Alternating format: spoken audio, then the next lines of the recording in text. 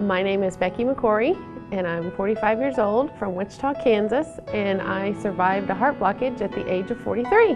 My name is Jeremy Gant, and I'm from Chinook, Kansas, and I had a heart transplant when I was 19 years old. My name is Karen Cox, and I'm from Wichita, Kansas. My husband, Dwayne, died at the age of 56 from heart disease.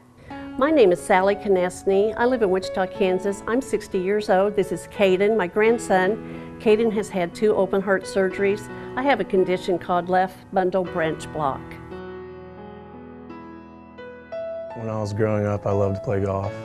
My dad got me into it. I've been playing since I was 2 years old. And when I started high school, I started to lift weights.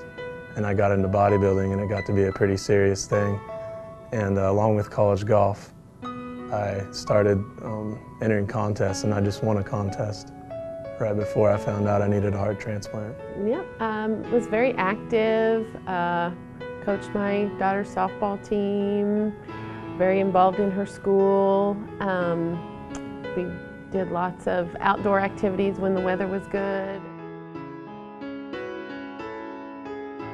Dwayne had an issue out while he was hunting. He did immediately call his doctor and went in for a stress test, which led to a heart cath, and they kept him, and the next day he had a triple bypass surgery. I guess that's not something you expect when you're in your 30s and 40s, that's going to happen in your family. Caden was not feeling well. They thought he had RSV.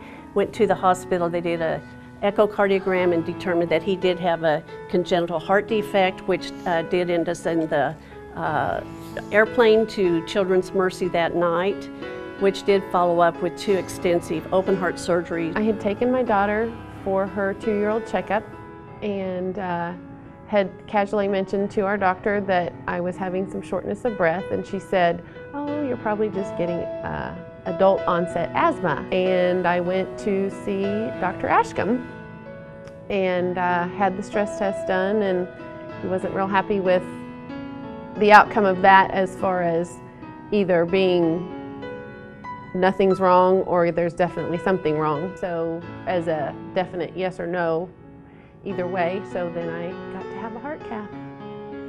And I remember laying there in the lab and him saying, "Holy cow." And that's the last thing I remember till I woke up and they said that I had a 99% blocked artery and they put a stent in. I noticed that I was short of breath a lot. Normally I could walk 18 holes and be totally fine. And I could lift weights and be totally fine, but I was winded, and at night I could feel my heart doing funny things. I could feel it palpitating and all that. So I knew there's something wrong, but you know, I figured, look at me, this can't be happening to me. So I just kind of ignored it until it got to be a serious issue. And then Tuesday we went into the specialist and they did an echocardiogram and they determined that my heart was functioning at 10%.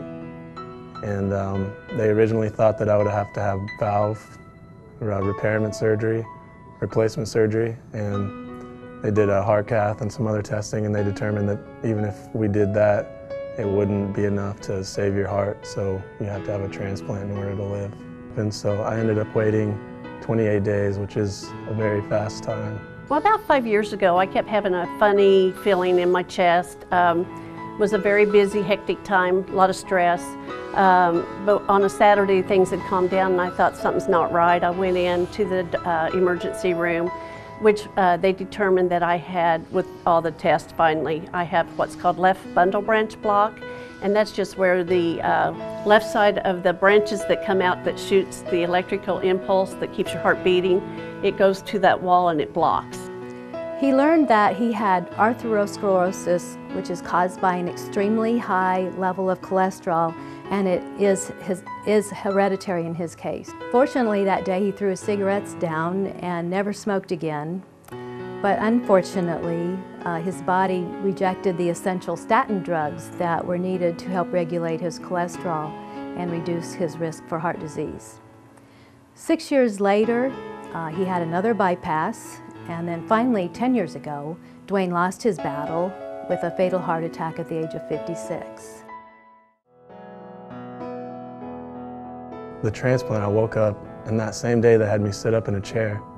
And then the next day I started walking maybe around the floor of the hospital. And then I just kept going and going. When I got home, I started walking to my mailbox, which was about 50 yards. And then I'd walk 20 yards past that the next day. And eventually, you know, I just kept pushing myself. They told me to push yourself. It's gonna feel weird. You're gonna feel different, but you just gotta keep going. And now, I mean, I went on a 4-mile run the other day. Feel great. I lift, I play racquetball, I walk 18 holes. I can do anything I want. I can do everything I did before, just I even eat a little more healthier. So I don't have a blockage, but I have only the right side compensating for my condition, which it does carry the impulses, so both sides work. But I do have to now have medication for that. And someday could possibly look at maybe having a pacemaker if the right side would do the same thing. So, but it's treatable.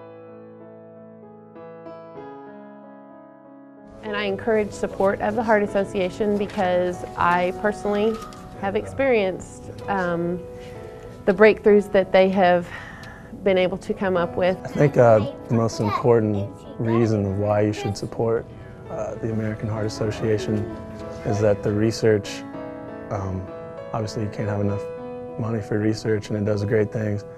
The most important thing is you want to save lives. If it wasn't for the research that we have now and the technology, I probably wouldn't be here today. If it had been 5, even 10 years earlier when Caden was born, there's probably nothing that could have been done. But because of the money that is collected, the donations that are given, that money is being used to good use because Caden could have the surgery. That did help his heart to repair it. I believe today that with the technology we have, 10 years later, I believe he could be alive today just because there are so many more resources. And that's why volunteering for the Heart Association and the fundraising aspect to continue research is so important. With the donations and the support of the American Heart Association, it can just continue to save more lives, and there's nothing better than saving a life. Thank you for my heart.